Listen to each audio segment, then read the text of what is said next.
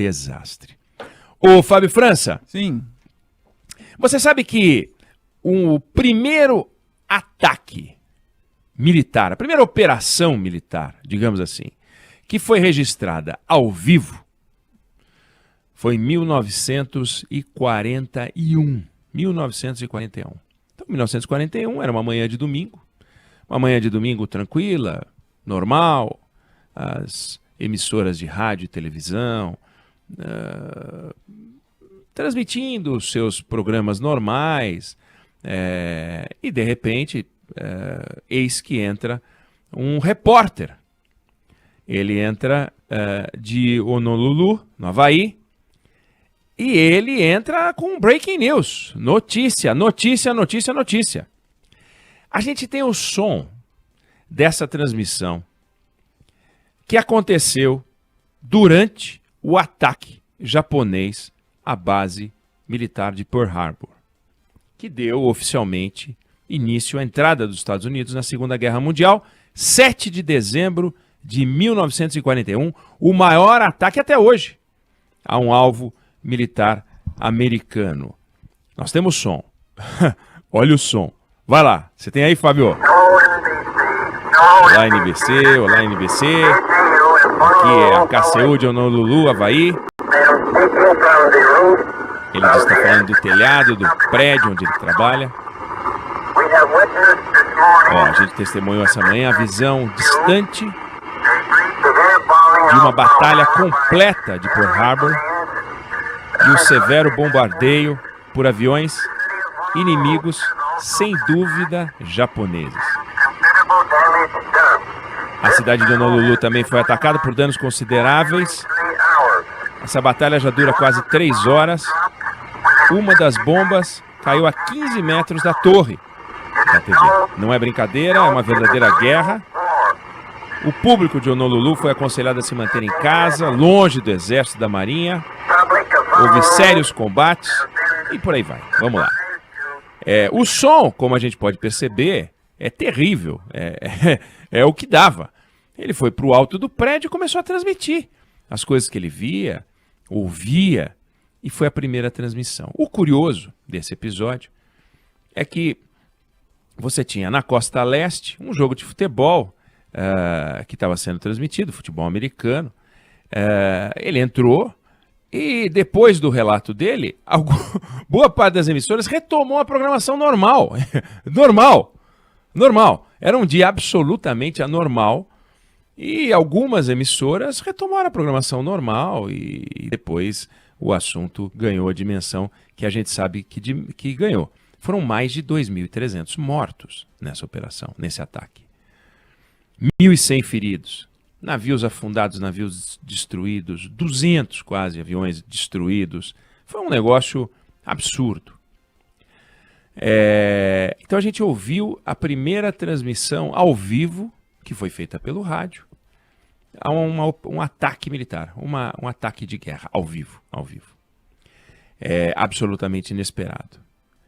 Obviamente, quando a gente vai para 2001, a gente viu um ataque ao vivo às Torres Gêmeas. Não se compara como uma operação de guerra, embora fosse um ataque terrorista que dispararia uma guerra. Mas eram pessoas que estavam filmando e andando perto das Torres Gêmeas quando os aviões acertaram as Torres Gêmeas. O fato é que de 1941 para cá, a gente teve uma mudança muito grande do processo de cobertura das guerras, né?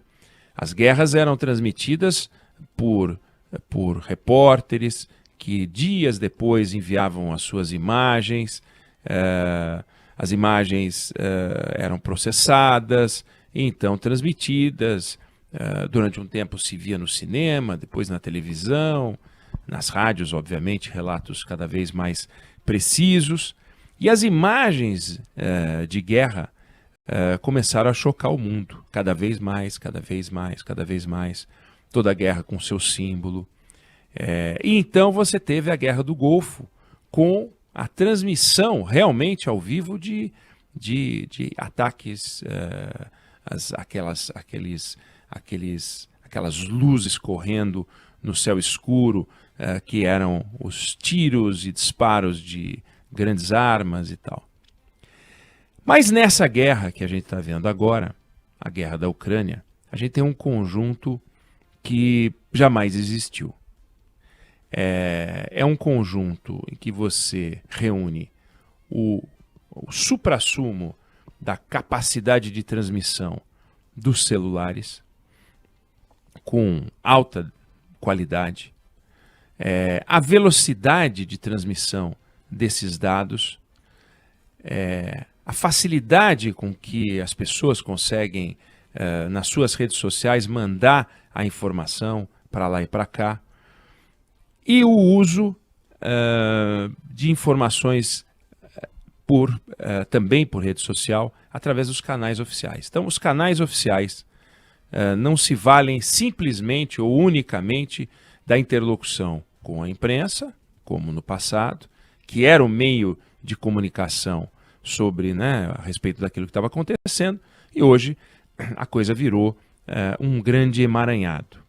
E nesse grande emaranhado, o grande problema é a gente saber onde está a verdade e onde está a mentira. É muito difícil. É desafiador.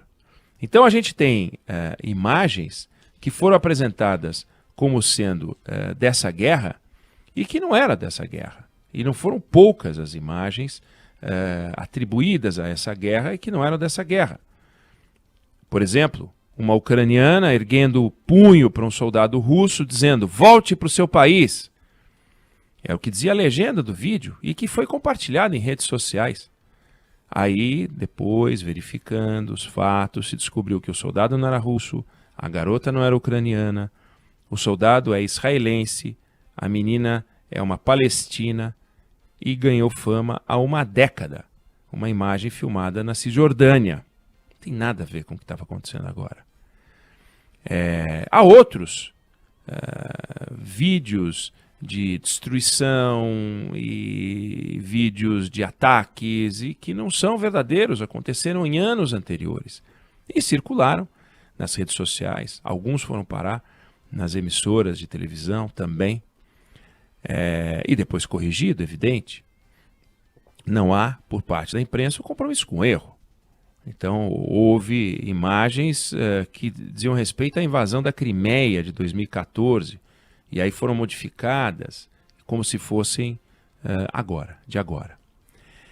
É muito difícil conviver com as imagens, ainda mais numa guerra que as imagens verdadeiras colocam a gente junto com as pessoas que estão tentando lutar pela vida. Ainda ontem uma imagem dramática de uma família morta por um foguete. Imagem horrorosa, terrível, e que é verdadeira, e confirmada que é verdadeira.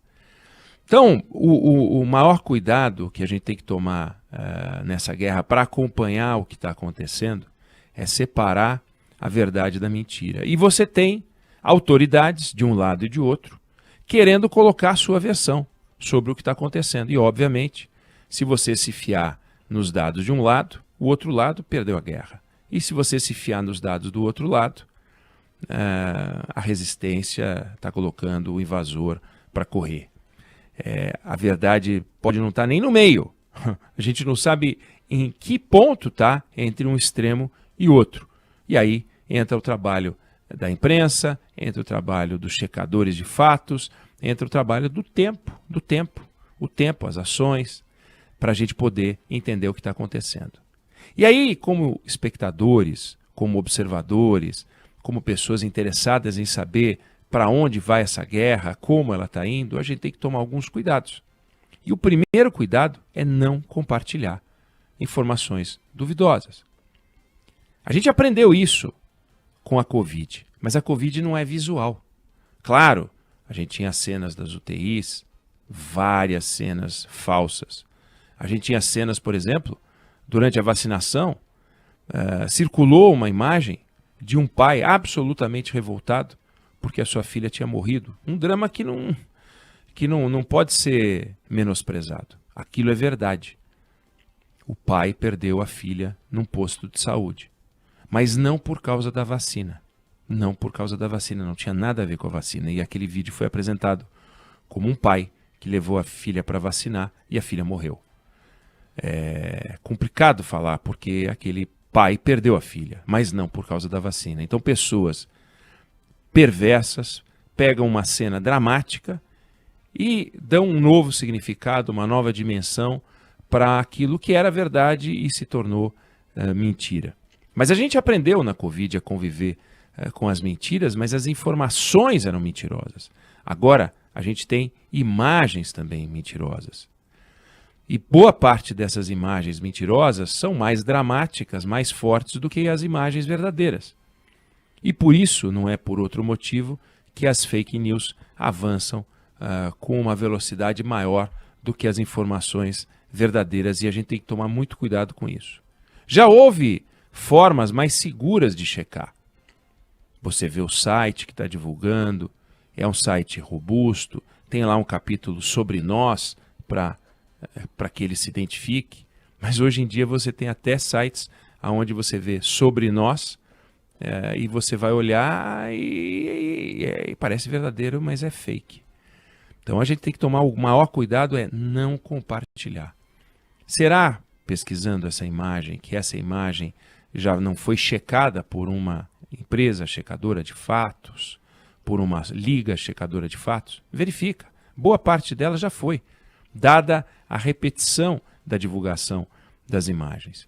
Então a gente tem que tomar muito cuidado para que a gente não seja colaborador da divulgação de notícias falsas. E os espalhadores de fake news se valem de pessoas como nós, pessoas comuns, pessoas que estão interessadas na guerra, pessoas que estão indignadas com a guerra, pessoas que querem que a guerra acabe e passam para o seu grupo de amigos. Olha que história é essa, olha essa imagem. Às vezes a pessoa até passa, não sei nem se é verdade, não tive tempo de checar, mas olha aí, e está cumprindo um papel que não é muito bom que seja cumprido. Pensa, para, não manda, hesita, pergunta, checa, não conferiu, não manda, espera. O dedo rápido acaba contribuindo, acaba a gente fazendo um papel que não é adequado, que a gente não deve fazer, ainda mais num ambiente de guerra. Na Covid a gente percebeu isso. No ambiente de guerra é terrível. Há refugiados, são muitos os refugiados. As contabilidades mostram os números verdadeiros. Dá para conferir alguns dados importantes. A gente vai ter uma conversa agora com a Maria Laura Canineu, que é advogada, é mestre em Direito Internacional, é diretora do Human Rights Watch no Brasil, está acompanhando a guerra, tem dados, tem informações. É com esse tipo de fonte que a gente deve conversar. E aqui a imprensa presta um serviço inestimável, fundamental. Claro que as pessoas estão no fronte, antes às vezes do jornalista, porque o jornalista não tem como saber aonde vai acontecer algo e ele se desloca para lá depois que aquele algo acontece. Razão pela qual a transmissão do ataque de Pearl Harbor não aconteceu na hora. O soldado que estava lá na hora, aquele que estava na base, viu primeiro. Se naquele tempo já houvesse a tecnologia que tem hoje, as imagens que a gente teria, se a gente teria imagens, e os áudios seriam dos soldados, dos militares, de um lado e de outro, eventualmente. Agora, a gente tem isso. Então, há uma mudança de padrão muito grande. São muitas fontes, muitas imagens e muitos malandros também. Se valendo desse acesso, desse poder que as imagens têm, que as informações têm, que os áudios têm. E precisamos tomar um cuidado muito grande. Fake news não é uma informação falsa simplesmente, algo que pode ser desmentido e que foi divulgado de boa fé. A fake news tem por objetivo enganar. É fundamental a gente ter essa diferença. Não é um boato. Boato pode ser verdadeiro. Boato pode ser uma informação verdadeira não confirmada. A mentira espalhada de boa fé é uma mentira simplesmente. Olha, Fábio França tem 50 anos. Essa informação é falsa. É fácil de checar.